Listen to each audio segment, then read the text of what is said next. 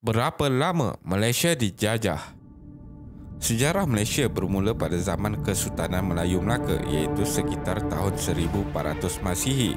Pada zaman kegemilangannya, wilayah kesultanan ini meliputi sebahagian besar semenanjung dan pantai timur Sumatera. Melaka muncul sebagai sebuah kerajaan yang gemilang kerana pemimpin yang berwibawa, sistem pentadbiran dan pemerintahan yang cekap, di samping kedudukannya yang strategik berada di titik pertemuan antara Asia Timur dan Asia Barat. Keadaan ini membolehkan Melaka muncul sebagai pusat perdagangan utama, khususnya bagi perdagangan rempah di Asia Tenggara. Islam pula muncul sebagai agama utama yang tersebar dan menjadi anutan utama penduduk Melaka kerana rajanya sendiri telah memeluk agama tersebut. Pada tahun 1511, Melaka jatuh ke tangan Portugis dan bermula dari tahun inilah Tanah Melayu berada dalam era penjajahan. Selepas itu, Tanah Melayu jatuh ke tangan Belanda pada tahun 1641 dan akhirnya jatuh pula ke tangan British pada tahun 1824 melalui perjanjian Inggeris-Belanda. British telah campur tangan dalam semua urusan pentadbiran Tanah Melayu yang sebelum ini diuruskan oleh Raja-Raja Melayu dengan bantuan pembesar-pembesar negeri. Campur tangan British ini telah menimbulkan rasa tidak puas hati dalam kalangan penduduk tempatan. Beberapa individu telah bangkit menentang penjajah, antaranya ialah Dor Said, Tok Janggut, Datuk Bahaman, Rentap, Datuk Maharaja Lela, Rosli Dobi dan beberapa tokoh yang lain. Pada era 1920-an dan 1930-an, kebanyakan nasionalisme, kesedaran politik dan pembangunan negara penduduk Tanah Melayu mula mendapat pendidikan sama ada dari Timur Tengah atau pendidikan tempatan. Hasilnya, muncul golongan berpendidikan yang mula memperjuangkan semangat nasionalisme. Mereka menggunakan media cetak seperti akhbar, majalah, cerpen dan novel untuk menyebarkan ideologi masing-masing. Ada dalam kalangan mereka telah membentuk persatuan seperti Kesatuan Melayu Singapura (KMS) dan Kesatuan Melayu Muda (KMM) yang bermatlamat mengusir penjajah dan membentuk kerajaan sendiri.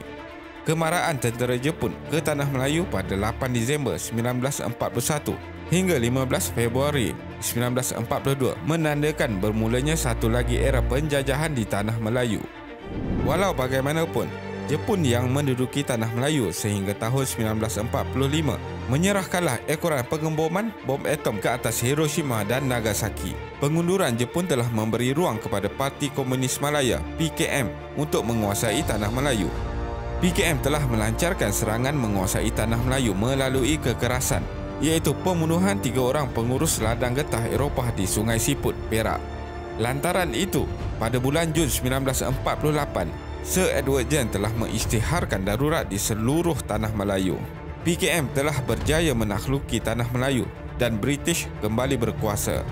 Pada 1 April 1946, British menubuhkan Malayan Union. Walau bagaimanapun, gagasan ini mendapat tentangan daripada orang Melayu kerana penghapusan institusi diraja dan hak keistimewaan orang-orang Melayu.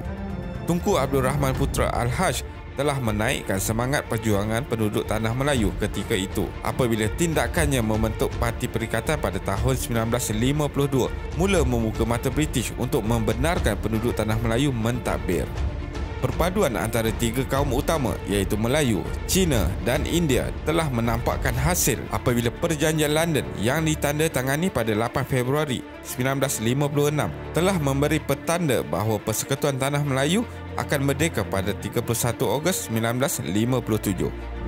Sekembalinya Tunku Abdul Rahman Putra Al-Haj dari London, Tunku telah membuat pengisytiharan kemerdekaan Persekutuan Tanah Melayu di Padang Bandar Hilir, Melaka pada 20 Februari 1956.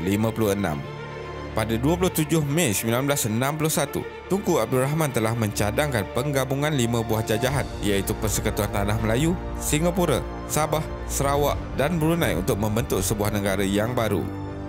Hasrat untuk membentuk sebuah negara yang dinamakan Malaysia tercapai pada 16 September 1963 dengan penggabungan Tanah Melayu, Sabah, Sarawak dan Singapura. Namun, Singapura telah terkeluar daripada Malaysia pada tahun 1965.